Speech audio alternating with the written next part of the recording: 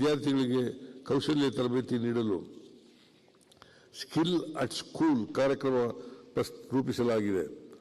ಇದರಡಿ ಆಯ್ದ 7,500 ವಿದ್ಯಾರ್ಥಿಗಳಿಗೆ ಉನ್ನತೀಕರಿಸಿದ 150 ಸರ್ಕಾರಿ ಕೈಗಾರಿಕಾ ತರಬೇತಿ ಸಂಸ್ಥೆಗಳಲ್ಲಿ ತರಬೇತಿ ನೀಡಲಾಗುವುದು. ಸರ್ಕಾರಿ ಶಾಲೆ ಹಾಗೂ ಪದವಿ ಪೂರ್ವ ಕಾಲೇಜುಗಳಲ್ಲಿ ಹೆಚ್ಚುವರಿ ಕೊಠಡಿ, ಶೌಚಾಲಯಗಳ ನಿರ್ಮಾಣ ಮತ್ತು ದುರಸ್ತಿ ಕಾರ್ಯಗಳಿಗೆ 725 ಕೋಟಿ ರು ಹಾಗೂ ಅಗತ್ಯ ಪೀಠೋಪಕರಣಗಳನ್ನು ಒದಗಿಸಲು 50 ಕೋಟಿ ರೂಪಾಯಿ ನೀಡಲಾಗಿದೆ. ಮಧ್ಯಾಹ್ನ ಉಪಹಾರ ಯೋಜನೆಯಡಿ ರಾಜ್ಯದ 16,347 ಶಾಲೆಗಳ ಅಡಿಗೆ ಮನೆ ಆಧುನೀಕರಣ ಕಾರ್ಯ ಮತ್ತು ಹೊಸ ಪಾತ್ರೆ ಪರಿಕರಗಳನ್ನು ಒದಗಿಸಲು 46 ಕೋಟಿ ರು ವೆಚ್ಚ ಮಾಡಲಾಗುವುದು. ಕಲ್ಯಾಣ ಕರ್ನಾಟಕದ ಭಾಗದಲ್ಲಿ ಅಕ್ಷರ ಆವಿಷ್ಕಾರ ಯೋಜನೆಯಡಿ 200 ಕೋಟಿ ರು ವೆಚ್ಚದಲ್ಲಿ ಆಯ್ದ 50 ಶಾಲೆಗಳು ಅನ್ನು ಸುಸಜ್ಜಿತ ಕೆಪಿಎಸ್ ಶಾಲೆಗಳನ್ನಾಗಿ ಉನ್ನತೀಕರಿಸಲಾಗುವುದು.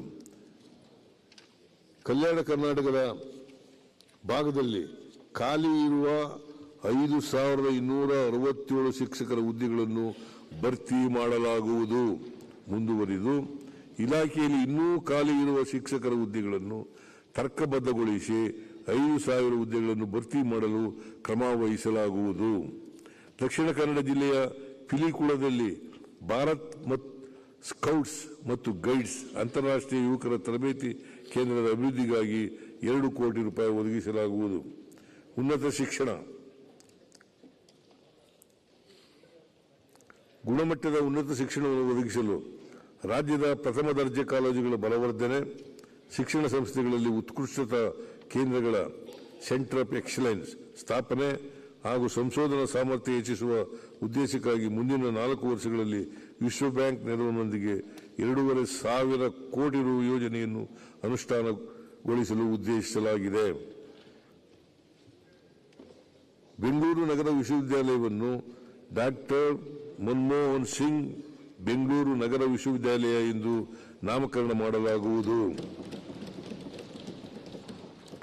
ಈ ವಿಶ್ವವಿದ್ಯಾಲಯವನ್ನು ದೇಶದಲ್ಲಿ ಮಾದರಿಯನ್ನಾಗಿಸುವ ಉದ್ದೇಶದಿಂದ ಸರ್ಕಾರಿ ಕಲಾ ಕಾಲೇಜು ಹಾಗೂ ಸರ್ಕಾರಿ ಆರ್ಸಿ ಕಾಲೇಜುಗಳನ್ನು ವಿಶ್ವವಿದ್ಯಾಲಯದ ಘಟಕ ಕಾಲೇಜುಗಳನ್ನಾಗಿ ಅಭಿವೃದ್ಧಿಪಡಿಸಲಾಗುವುದು. ಮಹಿಳಾ ಉನ್ನತ ಶಿಕ್ಷಣದ ಬಲವರ್ಧನೆಗಾಗಿ 31 ಮಹಿಳಾ ಕಾಲೇಜುಗಳನ್ನು ಇಂದಿನ ವರ್ಷದಲ್ಲಿ ಉನ್ನತೀಕರಿಸಲು ಕ್ರಮ ಕೈಗೊಂಡಿದ್ದು, ಉಳಿದ 26 ಕಾಲೇಜುಗಳ ಮೂಲಸೌಕರ್ಯಗಳನ್ನು ಅಭಿವೃದ್ಧಿಪಡಿಸಲು 26 ಕೋಟಿ ರೂಪಾಯಿ ಒದಗಿಸಲಾಗುವುದು. ಸರ್ಕಾರಿ ಪ್ರಥಮ ದರ್ಜೆ ಕಾಲೇಜುಗಳು, ಇಂಜಿನಿಯರಿಂಗ್ ಕಾಲೇಜುಗಳು ಮತ್ತು ಪಾಲಿಟೆಕ್ನಿಕ್ಗಳಲ್ಲಿ ಖಾಲಿ ಇರುವ 2,000 ಬೋಧಕ ಹುದ್ದೆಗಳನ್ನು ಭರ್ತಿ ಮಾಡಲು ಕ್ರಮ ವಹಿಸಲಾಗುವುದು. ರಾಜ್ಯದ ಸರ್ಕಾರಿ ಇಂಜಿನಿಯರಿಂಗ್ ಕಾಲೇಜ್, ಪಾಲಿಟೆಕ್ನಿಕ್ ಸಂಸ್ಥೆಗಳು ಹಾಗೂ ಪದವಿ ಕಾಲೇಜುಗಳು ಒಟ್ಟಾರೆ 275 ಕೋಟಿ ರು ವೆಚ್ಚದಲ್ಲಿ ಅಗತ್ಯ ಮೂಲಸೌಕರ್ಯಗಳನ್ನು ಕಲ್ಪಿಸಲಾಗುವುದು.